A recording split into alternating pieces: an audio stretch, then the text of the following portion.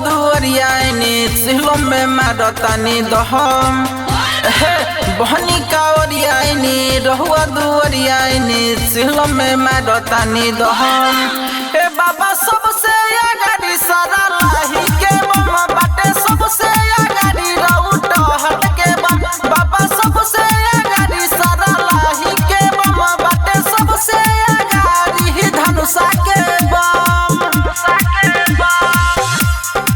ए बाबा सबसे आगाड़ी सारा लाही के बम। Shri Rajdev recording studio Haraiya.